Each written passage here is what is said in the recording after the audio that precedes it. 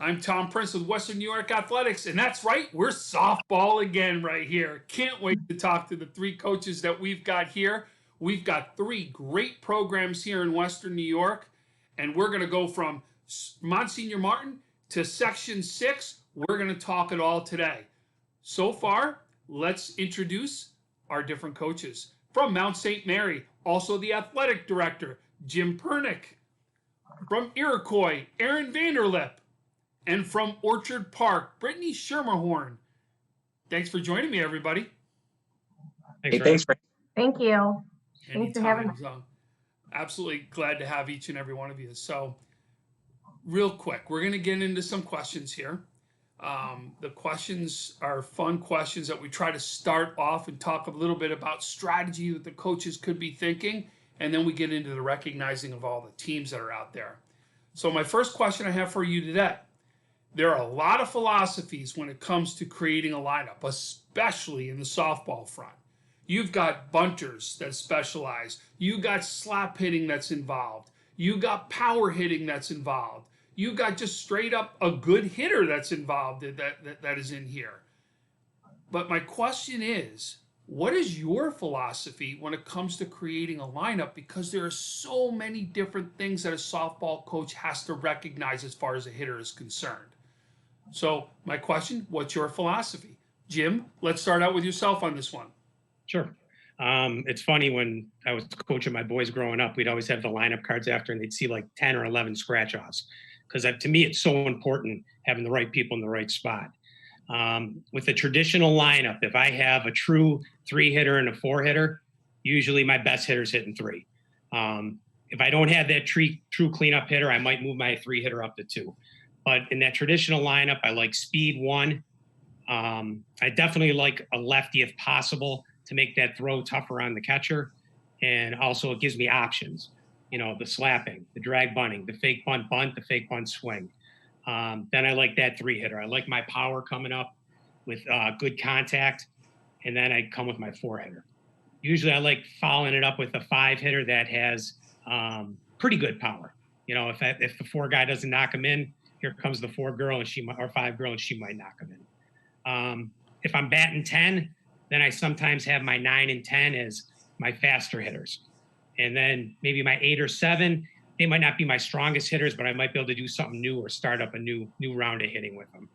But to me, I like to balance it where come up to number 6, maybe that could be my other leadoff hitter. So we start the whole round going right through it again. Yeah, and that's different because you hear it, and you've said it on the baseball side, a lot of people would look at that 9 spot as a leadoff hitter again on the baseball side. So it is sometimes, like you said, very different philosophies. None are wrong. They're just different philosophies that we go out there and talk about what works for you and what you're doing as far as the strategy of a game. Yeah, and if you have 10 good hitters, it makes it easier interchanging them when you're doing your free substitution. Absolutely. Aaron, how would you answer that question?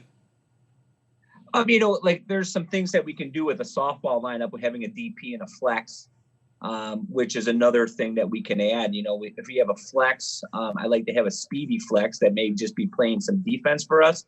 But then you gotta identify who you're going to label as your DP, so that that speedy player can come in and run for them if they get on base. All right, you can do that without losing a substitution there. So that's another key aspect of being able to play around with a softball lineup. What we have and what we like to go with, and it all depends on what you have in a year. I like a bunter, slapper, somebody that's going to get on base in that 1 spot. In your 2 spot, you better have somebody that can lay down a good bunt, all right, and somebody that can get on base if that 1 does not get on. Usually, like most lineups, your best hitters are going to be in that 3, 4, 5 spot right there. That's usually where you want to come with some people that are making contact with the ball, hit the ball hard. That's what I like to see in that 3, 4, and 5 spot. You have your 6, 7, 8. That's how you're filling out your lineup. And big thing for us, I love like you said, another leadoff type hitter in that 9 hole, right? Because then you have the top of the order coming up, and everybody's coming back around again. And if you can capitalize getting that 9-hitter on, I believe a 9-hitter sees a lot of different types of pitches than would, the 1-hitter. Right. So if you I hide some people down there, and if we can get on base and have that, second leadoff hitter on base, that can be very productive for your team. Absolutely. Brittany, how would you answer that one? I definitely think it depends on your team too. I'm not like a stats person, so I don't if I didn't have to keep stats, I probably wouldn't. I'm more just like finding consistency within the girls. I agree with Aaron, like the DP and flex is something that I've utilized a lot the past few years, especially with like pitchers. And, if we have to pull a pitcher out, we can put someone else, but still keep their bat in the lineup.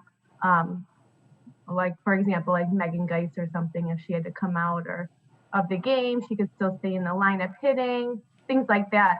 And I've done that with some other pitchers I've had in the past too, but I definitely love bunters, slappers, but I think you need to find a good balance there. I was a 2-spot, 9-spot kind of hitter too. So, I had the speed and was able to bunt, just like more of a contact hitter.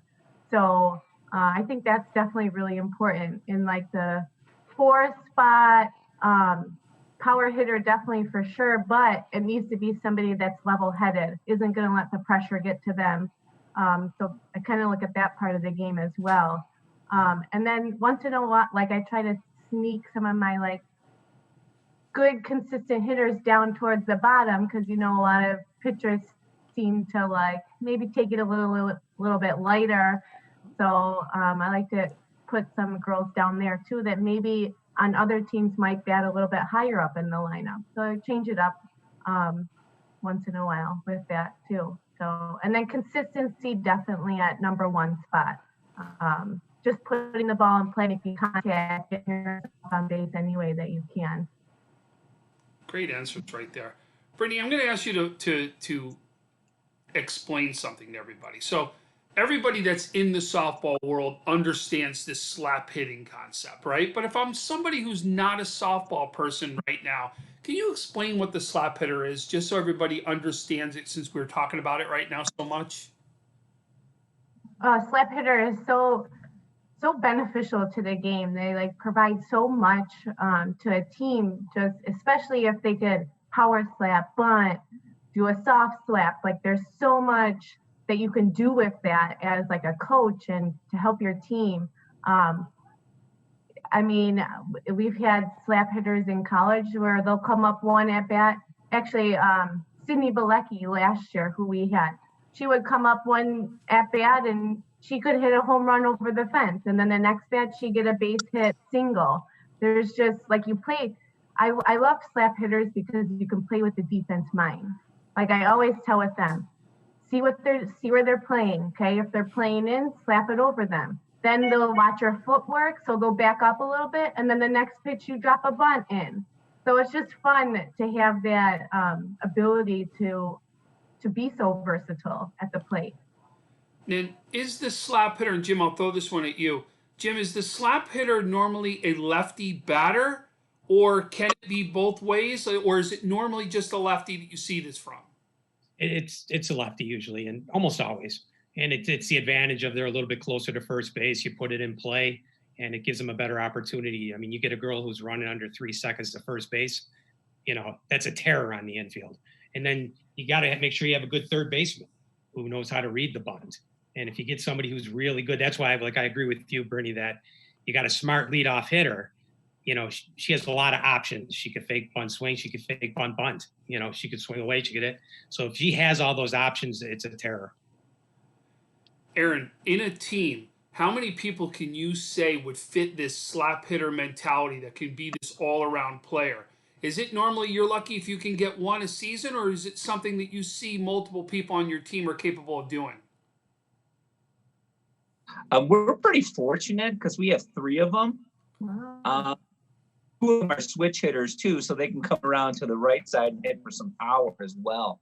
So we're fortunate with what we have, but normally, you're looking at, you usually have one, maybe two on a team, if they're able to do that. Okay, great. So that leads me into my next question, because you're just saying there's so little amount of these girls that could play that role. Is the youth programs valuable to each one of you? When I say that is, there are so many different skills to teach. We just talked about it. Just think about the slap hitting alone that we've taught, the bunting skills, the fielding skills. How important are the youth programs to the success of the softball world right here, especially in high school? And when I say that is, think about it. You may only have 2 weeks of practice, maybe 3 weeks at most, and then let's count it, you're in a gym half of it normally here in Western New York, or 3/4 of it. So how important are these youth programs to getting them to you to make sure you're ready? So Aaron, let's start with you on this one. The youth programs are huge. When I got over to Iroquois, it was 3 years ago, and when I held our first meeting, I asked how many girls played travel ball, and they all raised their hand, and I was like, "Whoa, this is fantastic!" It alleviates a lot of things that you have to do. I coach we're first year 12U this year for my daughter. And, we really never stop. We hold tryouts, like the first weekend of August.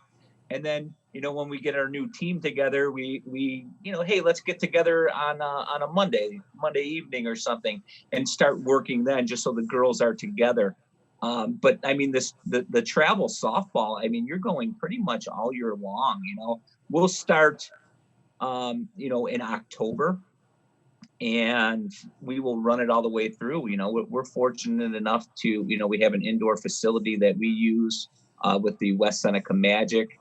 And we have some other people that are on the team, so we're able to use some different venues, and it's great to have the girls doing some live type situations all the way through. I look at the amount of swings my daughter's taken at 11 years old. It's more than I ever thought about taking in my career of playing baseball at this point.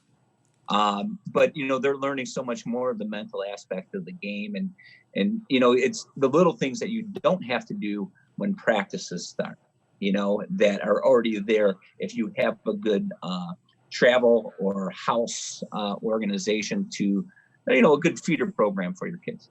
Yeah, no doubt about it. Great answer there. Brittany, how would you answer that one? I think it's definitely a big part of our program. Big shout out to Western New York, because softball has grown so much, and there's so much out there, an opportunity for young girls right now between camps, and Michelle Spitzer does the winning softball, there's Softball Central. There's so many different things now out there that provide so much more opportunity for the younger athletes to really learn and grow. And we're really seeing that come through with a program as well. And it's also making a lot more competition. Like it's getting very tough to, make a varsity team nowadays. And whereas like maybe 10 years ago, it wasn't like that. So it's definitely making a difference. Sometimes me personally, I think maybe it's a little too much, like these travel teams. These girls need a little bit of a rest and opportunity to play other sports as well. But I just don't want girls to be not want to like drained by the time they get to like college and stuff. So I do encourage girls to play travel, obviously, but also get involved in other things too. That's really important, and it helps you as a overall better athlete as well. But as my varsity team, I always try to get my girls involved, like volunteer at a camp. Like one year, my team came into my 5th grade class, and they just came in as role models, and just seeing them in different aspects of the game and talking about things like that. So yeah, I think it's important, and I think it's important for those varsity athletes to get involved and be role models for the younger girls too. Yeah. and you got a great program. The Orchard Park Stars is a great program here locally in Orchard Park that I know is a great feeder program into the school too. And they're doing everything they can to build that program. I'm hearing there's 2 teams even at some of the divisions for the girls, which is just growing tremendously. And they start as little as 8 years old. I know that they're starting with travel already to be able to get these girls acclimated. But there's something to say what you talked about is make sure that burnout phase doesn't happen, that we're making sure we're getting these girls and boys, I don't care what the sport is, that you're giving them the opportunity to do more and be able to see what's right for them, because all these sports are year round. I don't care what the sport is, it's a year round sport now. I agree, definitely, for sure. Jim, how would you answer that one? Very similar. I mean, you see our place, you're there all the time in all in sports, and it's a huge feeder, and it's a huge advantage for coaches getting to see the girls practice every day. And like both these coaches said, you get to work on things that you normally wouldn't in a gym. You're trying to get your reps in the gym, get the team ready, and they get to work on bunt defenses, all the little things that you're not doing as much as a high school coach gets in that short period of time. The other advantage, I think, is I get a girl who comes to the Mount and she's maybe playing house or she's playing on a lower level travel, and we might be able to find her a place to play. Like my old 7-1-6 team, we got 2 of the girls. Sophia Young, she's our shortstop, all Catholic freshman, leadoff hitter, lefty slapper, tons of speed. And Gracie Corella, she's a second baseman, our number 2 pitcher as a freshman. So now they're getting tons of reps, and now they're playing for a real good coach, Marissa Pulo. She's the ECC coach. So they're getting that little bit more than they would in that lower level or that house league.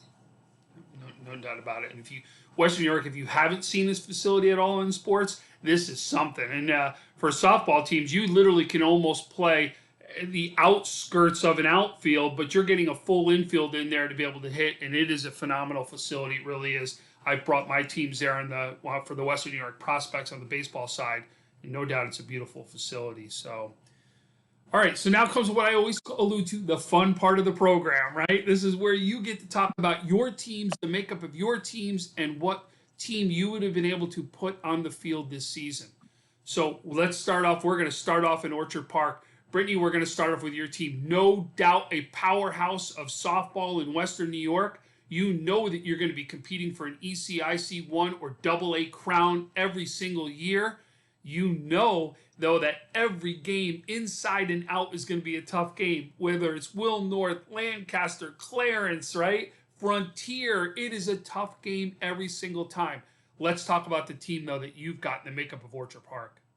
Oh, I think you hit it right on the spot. Our league is not an easy league. There is no guaranteed win for sure. We have a lot of competition in our league.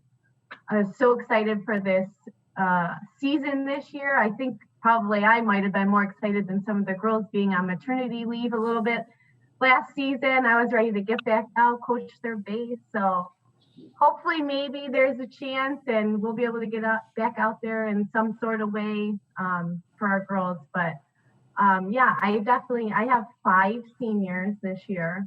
All 3 of them have been on the team. Jaden Switek and Megan Geis have been on since they were in freshman, 8th grade.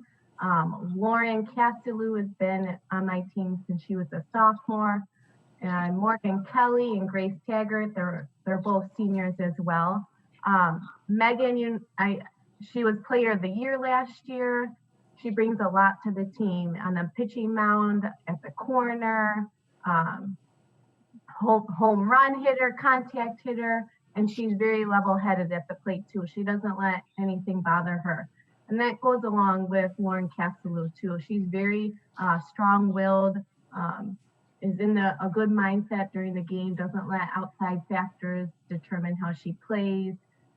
She is in that game and determined to do anything to help her team out. Jaden Switek, I laugh because she just brings so much joy and fun to the game and keeps everyone calm, cool, and collected.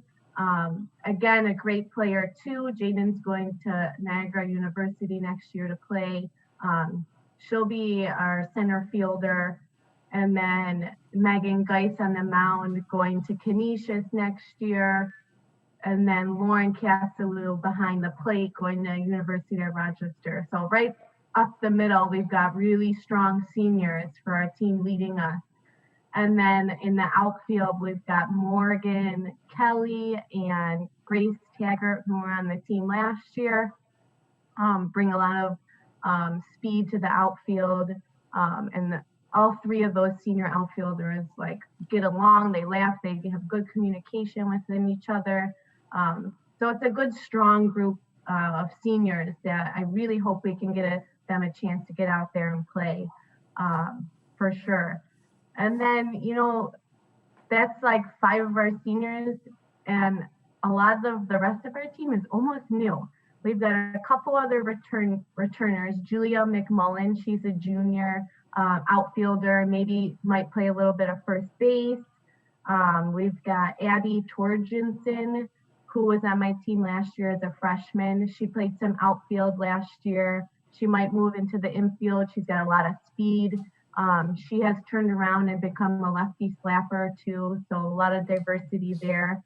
And then Ellis Stewart is a freshman who we brought up a few times last year. She'll play a little bit of second base, a little infield, strong bat, good stick. She did well for us last year when we brought her up. Hopefully being on the team full time this year, she'll gain more confidence and out on the field. And we've got quite a few new players, which has been hard during this time to try to get all of them together and gelling, because we've got like 5 seniors who've been on the team for quite a long time, and then like 6 or 7 new players who like don't really know each other. We've only met each other for a week. So that's been a little bit difficult. But let me keep going. I've got Sam DeZierba. She's a pitcher. She might play a little bit of first base as well. Maddie Ocharzik plays outfield, brings a lot of speed to us, hitting-wise as well. Jess Roman plays first base, catcher, kind of a utility player there. Maddie Cavelli is a transfer from St. Mary's. She's a pitcher. She works very hard. She's got really good speed, very dedicated to the sport. It seems like I've only known her for about a week, like seeing her play, but she seems like she can bring a lot to our team, especially that gives us more flexibility with Megan being able to play the corner, because we've got 2 other pitchers now with Sam and Maddie. And then I've kept a 8th grader this year, Evelyn Wozniak, who has really stood out to me right from the first day. Very smooth, dedicated, hard worker. She's very quiet, probably a little intimidated, but she doesn't show it. But she really shined during tryouts. Even some of the girls have said, wow, that 8th grader, she's got some talent. So I'm really excited to see what she brings to the team too. And she's looking to play like probably middle infield, shortstop, third base. I know I'm a little crazy varsity thinking an 8th grader possibly playing shortstop, but she's got a lot of talent and I'm excited for her. That's fantastic. Wow, that sounds like I said, we hope they get a chance to be able to play some games this season. So, all right, now we're going to go over to the Monsignor Martin division. Again, another tough division. You could go game in and game out. You know you're going to have a tough game. Mount St. Mary's is going to have a great team. Some great players that we're going to also be highlighting, just like Orchard Park does. And I know we're going to be talking about Iroquois with some big ones too. But let's talk about the makeup of Mount St. Mary. Yeah, we had some big hopes this year. You know, and it's too bad because I was looking forward to the spring season. We have a real strong tennis track crew, a lacrosse team that went to states, and then we have our softball team that last year made it the furthest they went in 10 years. So it's disappointing because we had a nice top-loaded schedule against some real tough Section 6 teams. Then we were going to be playing in the Will South tournament that Julie Gettner holds, and you know, and then we were going to Tennessee. So we had the maximum number of games we could play scheduled. So we were all excited. We were going to be able to get kids a lot of reps, see what we had. We were rostering 15 kids, which is much more than we have in the past. Usually it's 12 to 14. Had a couple nice freshmen make it, Unique Allen and Juliana Rotaris. But the team is very interchangeable. You know, you start with our catchers. We have a girl, Olivia Sheldon, who's a junior, played a lot, 2 years on JV. And when she needed a break, we would pull one of our outfielders, who's a real good outfielder, another junior, Grace Sweeney, who's a real good stick in the lineup. So we're strong back there. Third base, we have Grace Barnese, who's been on a tear all spring watching her. You know, whenever she's at her travel practices, left-handed hitter, you know, she might have been in that 2 or 5 slot. But then we have another third baseman coming up who was injured last year, who could play the corners, first and third, and also play the outfield. And I know he's going to put her in the lineup somewhere, Gianna Rich, real good bat. So she was going to be somewhere. Shortstop, returning all Catholic, Sophia Young, runs under 3 to first. She's already getting D1s reaching out to her. So going into sophomore year, you know, down the road, is she a shortstop? She may be a center fielder because she's so quick. But that's where she's playing. That's where she's going to help us. Second base, we have Julia Denunzio, who is a senior, started as a junior, plays Clarence Travel. We also have Gracie Corella, who's interchangeable. She can play second base, pitch. She'll be our number 2 pitcher. She's only a sophomore. She plays with Sophia Young on the 7-1-6 team. And then we move over to first base. We got Gabby Giglia, who was really pounding the ball during tryouts this year. She's a senior. But then we have Alexa Persico, who's only a sophomore, who plays travel, who plays first, third, and outfield, another interchangeable player. And we have a real quick outfield, Liz Murphy. She's a junior. She'll be playing prize center field. Paige Gollin, junior, moved up. So as you can see, we got 6 juniors, 4 seniors, 3 sophomores, and 2 ninth graders. Then we have this one girl, Maya Shotwell, everybody seems to forget about because she could play anywhere. She'd be in the lineup somewhere because of her stick. Could be right field, could be first, third, super fast. I was watching her in tryouts. I never realized how quick she was till I got to see her run. You know, and then the anchor of our team by far is Sam Hare. She pitches for us. She's our number 1 pitcher. She's one of the best pitchers in the league. And that's not what she's going to do in college. She's probably going to play either shortstop or center field. One of our top hitters. When we were talking about the lineup, she's your 3 hitter, but you may bat her 2 or 1 because you want her up more. So she was runner-up player of the year last year. And the team went the furthest they went in 10 years. So, you know, that's the most disappointing thing for these girls. They were really looking forward to this season. Yeah, no doubt. And Sam's headed to Niagara, correct? Niagara University. We had many talks. She had a lot of schools coming after her, but I'm glad she went there. It's my alma mater. So. All right. Oh, there you go. Okay. All right. Well, now we're going to go over to Iroquois. Aaron, you've already talked about it. You've got 3 big hitters that can be multifaceted hitters for you. You know that you've got a deep lineup. I know that you were looking forward to this season. You have a big team right here. But let's talk about the makeup of Iroquois. And I know you've got some players that are committed to go to the next level.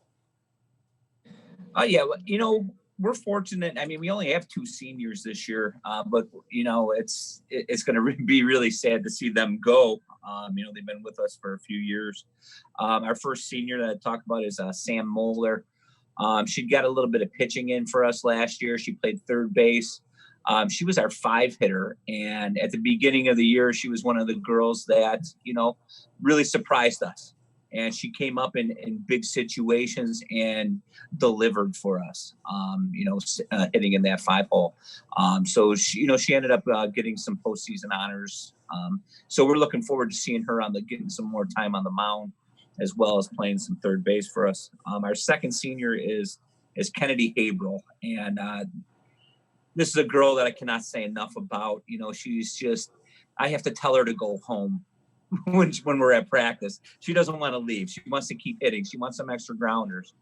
She actually, she comes along and she helps me coach my, the 12U team, because, you know, she just can't get enough of softball. So she comes there and does that as well. But she can bunt and slap from the left-hand side. She can just straight out hit from the left-hand side. If we have runners in scoring position, she comes around on the right-hand side and she can hit the ball out of the park. And when you look at her, you would say, oh, really? You know, she's about 5'2", but she's got one of the best leadoffs I've ever seen. She doesn't get thrown out. You know, she's just something else. She's something else. It's great to see her out in the field Love the girl, and she's going to be going to St. Bonaventure next year. So those are our 2 seniors. We have 3 juniors coming up. First would be Maddie Linna, who's a pitcher.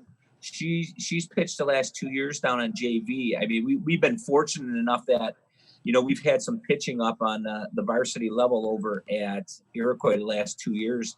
There was 4 pitchers for us, and they're all pitching in college. So, you know, they're all gone now. So here comes our next stuff coming through the pipeline. So we're looking forward to see what Maddie Linna can do for us. We have Gabby Stu Wiki, who she had an injury plague season last year. She's a catcher, and she had some concussion problems. So, you know, we really, by the time she was able to come around, we kind of had everything set where we were going. So she had some limited time last year, you know, once she got healthy. So she's healthy now, and we were really looking forward to see what she can bring to the table. And then we have another big, tall, strong girl in Emily Gordon, who can play the outfield for us. You know, she can hit in that 5-hole. You know, she's got some power, and, you know, she's very versatile as well.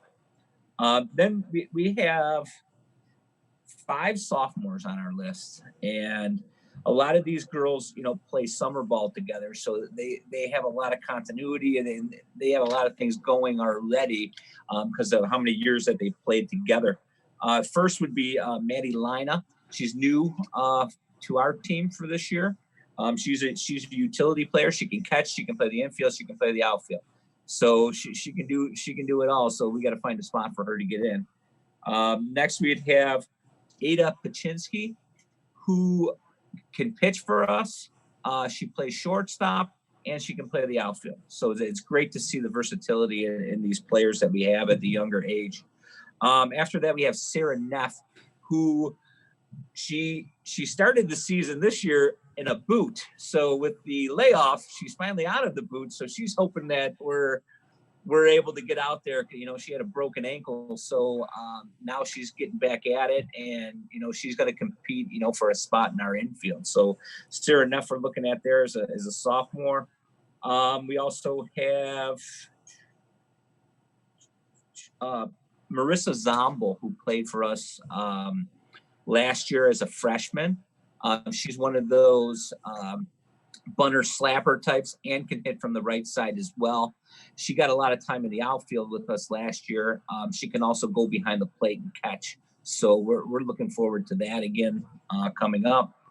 And we have Zoe Zienski, who was our first baseman last year. Big, tall girl.